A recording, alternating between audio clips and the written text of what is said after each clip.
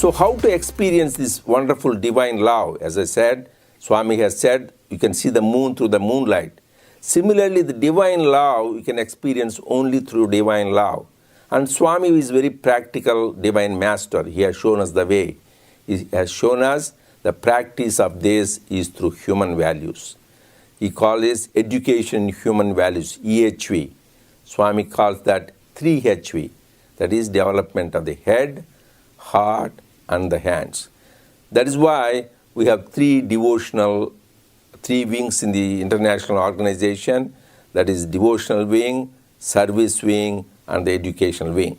That is why even in our sadhana of love, we emphasized all the three aspects of sadhana. That is head, heart, and hands. For example, how the hands should be used. Swami says, hands that serve are holier than lips that pray. Swami wants us to be involved in selfless service. That is why the devotees and the volunteers all over the world are constantly engaged in various service projects. But in this aspect, we should remember two important messages Swami has given. One is, the process is where ultimately we realize the service is by God, to God, and for the glorification of God. In this process, we realize we are really serving God, not somebody else. That is why the term Narayana Seva, the serving God. This reminds me of what Jesus said, when you serve the least of your brethren, you are serving me. So we are serving God. We should clearly remember when we do service, we are serving God. And second important aspect of service is the volunteers are called Swayam Sevak. That means we are transforming ourselves. It is not for the benefit of others. The purpose of service is for our own self-transformation. This should show in our life. That means the service, the more we do, we should have our less ego. So less attachment, less pride. And one of the major weaknesses which we can get rid of through service is finding faults with others. This is the major obstacle for a spiritual seeker. Criticism of others, finding faults with others. Swami said, whenever you find faults with others, you really take their bad karma and you lose your good karma. So let us always be aware, never be judgmental, be critical, and finding faults with others.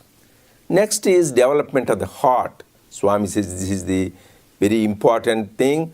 Our heart should be filled with love. So Swami said expansion is my life.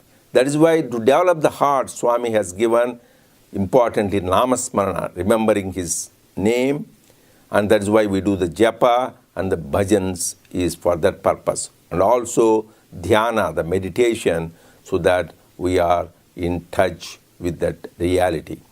When we do really these devotional practices, how do we know we are doing is our heart becomes pure.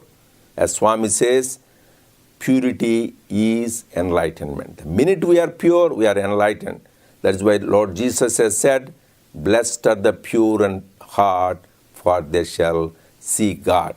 So the proof we have that we are developing in our devotion is getting rid of these negative qualities. As Swami says, kama, krodha, lobha, moha, mada, and matsarya.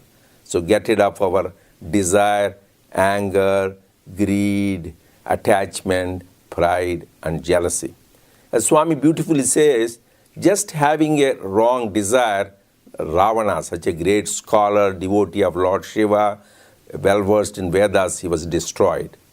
Just having greed, Duryodhana, very powerful one, he was destroyed. Having anger, the great Hiranyakashipu, Swami says he was one of the greatest scientists ever known. He could conquer all the three worlds, so he was destroyed.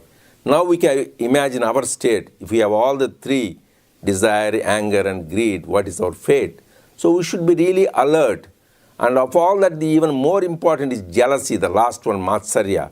Swami says God is omnipresent and also jealousy is omnipresent. We should always be aware.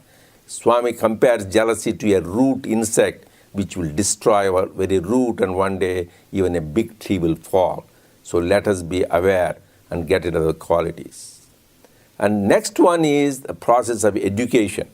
In this, Swami says the education is studying deep the divine teachings, more importantly, putting them into practice. Swami's every word is like a mantra. Swami's every sentence is like a sutra, aphorism. Every conversation of Swami is like a Gita, and every discourse of Swami is like a Veda. So his words, his teachings are the quintessence of all the scriptures. What all we need to take is take time to dive deep into them and practice them.